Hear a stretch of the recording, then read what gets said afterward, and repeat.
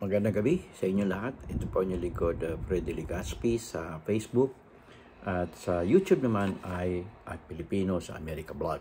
Dito po sa baba, pinit lang po yung red button to subscribe. Libre naman po ito. At maglagay lang po sana tayo ng comment. Malaman ko lang at ito yung aking babasahin yan. Okay? By the way, ang paksa po natin ay tungkol again sa mainit na issue ng sa West Philippine Sea na involve po dyan ang magiting na senador na si Robin Padilla. Okay? Yung actor ba? Na ewan ko ba kung bakit pinili ito ng mga tao, no, na naging senador, no? Yan ang napapala natin. Yan, kasalukuyan tayo nagdudusa nang ito ay harapan naging traitor sa Pilipinas at ipagtanggol ang China. Ipagtanggol ang China na sa kapalit ng magkano, parang si Judas, itong si Robin Padilla. At the expense of the Filipino fishermen na suffering there in Zambales and in West Philippine Sea. Marami nagugutom na pamilya dyan. Ang ginagawa ng China ay winawasak ang dyan sa may Ayungin Shoal, yung mga ating mga pinamamahaya ng mga isda. Ganyan ang ginagawa ng China. At ito'y pinagtatanggol ni Robin Padilla. Sino ba ang mga taksil sa bayan? Si Pangulong Duterte. Kumakampi sa China yan. Maski na si Vice President Sara Duterte, kumakampi sa China. Hindi nyo naman napansin? Kasi ang tatay niya, pro-China eh. At hindi pa pumunta yan si Sara Duterte sa Amerika. Yan ang Pero galit sila sa NPA. Hindi ko maintindihan ang style nila. Galit na galit sila sa NPA. Kaya kung hindi ko maintindihan talaga. It's good na si President Bongbong Marcos ang nanalo at ito ay unanimous decision. Kaya wala silang magagawa kundi tanggapin ang verdict ng mga tao. Ganyan ho ang nangyari. Okay? So, ito ang bago ko simulan, ito ang mga ilan lang ito sa mga nag-comment. Ito po, sa gising na, ito yung nakaraan kong video. Sabi ni Renato, sandali. Ayan. Si Renato Contao ay 9520. Ayan, itong huli niyang komentaryo. Ay salamat kabayan. Personal pala ang reason kung bakit anti-US ang mag-amang Mao. Ayan. Phil American Arizona ko. Oh, okay. Loyalista at anti-China. Okay, yan naman sa mga taga-Arizona. Meron akong kaibigan ubod ng ganda dyan. Yan, naalala ko yan. Dati kong kaibigan close sa akin yan. Okay. Kamusta dyan sa Arizona? Namimiss mo ba yung araw? Yan. Yung araw pa yan. At ito ay sabi naman ito ay wala rin ito eh. Wala siyang At Edmundo at Edmundo Binyana. Okay, Binyana. Sabi niya, akala mo maka-Pilipino si Robin, maka-China pala. Kaya sa susunod, hindi ka namin iboboto. Yan. Pinadala niya to 31 minutes ago. At meron ding ito, si Edmundo Biniana. Okay? Sabi niya, mabuhay ang Pilipino sa Amerika. God bless. Okay. Yan o, mga ano, no? Ayan. Ayan o, ang ilan lang sa mga, marami pa eh. Kaya hahaba lang o. Susunod, babasahin ko ulit mga comment. Kaya mag-comment po kayo, no? Babasahin ko. Okay. Ganito. Saan nga ba panig talaga si Robin? Noon, sabi niya, kay Pangulong Marcos, ilang araw pa lang nakakaraan. Tama ang ginawa ng ating Pangulong Marcos na inutos niya sa AFP na tanggalin ang mga floating barrier dyan sa West Philippine Sea. Pili niya ba naman ilagyan ng China ng barrier, water barrier, floating barrier? Paano makakapasok yung mga barko at baka bangka? Kasi kakapit yun sa LSE, sa ilalim eh. Masisira yung kanilang mga bangka at barko, okay? Lalo yung mga mahihirap na mangingisda natin, masira yung kanilang motor sa ginagawa ng China.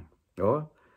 Ito ay parte pa to ng ano ng Pilipinas. Ayan o. Kasama ho yan sa property ng Pilipinas. Yung nilagyan ng floater ng barrier ng China, Coast Guard. Ayan. Ngayon, pinaalis ni Pangulong Marcos at ito'y pinuri ni Senator Robin Padilla. Ngayon, ito na naman ang kahulugan. Sabi niya, si Sara Duterte daw ang pag-asa ng bayan. Imagine, 1 year pa lang ni Pangulong Bongbong Marcos, sasabihin niya kay Sara Duterte, sila kasi magkakasambwat sila na pro-China. Si VP President Sara Duterte. Hindi ko alam kung anong kulay talaga nito si Sara Duterte. Pakitang tao lang yung pinakikita niya para kunyari kumakampi siya kay Bongbong Marcos. Hindi ako naniniwala. Alam mo, pagiging traidor, kahit saan pwede mangyari yan eh. Yan. Dapat magising na si Pangulong Marcos kung ang kanyang tinutulungan ay tapat sa kanya. Okay? Dapat kilalanin. Kayo na mismo, mga tao, ang kumilala. Ngayon, doon magkomento kayo para malaman natin kung ano ang nasa sa loob nyo. Nasa sa loob nyo. Ngayon, susunod na eleksyon. Matagal pa naman to. Kung buhay pa ako doon. Ang ilalagay natin sa Senado ay dapat intellectual. Hindi katulad nito si Senator Robin Padilla. Graduate daw siya ng Philippine College of Criminology. And here he is. He could not express himself in English. Even in discussion of a certain bill that was filed in the Senate, he cannot defend it in English. At even in Filipino, nahihirapan siya. So, how do you think? Attention, Philippine College of Criminology. Are you using English in your university? Why do you have graduate like this, Senator Robin Padilla, like that? And you allow them to graduate? Oh my God, that is not good. Philippine College of Criminology there in Manila. What are you doing? College professor, why you pass this guy? Oh my God. Most especially in English. English 1, English 2, English 3, English 4. There are 12 units. 6 in the first year and 6 in the second year. There are 12 units, right? Okay, 12 units, okay? And how come he was able to find English 1, English 2, English 3, English 4? Okay?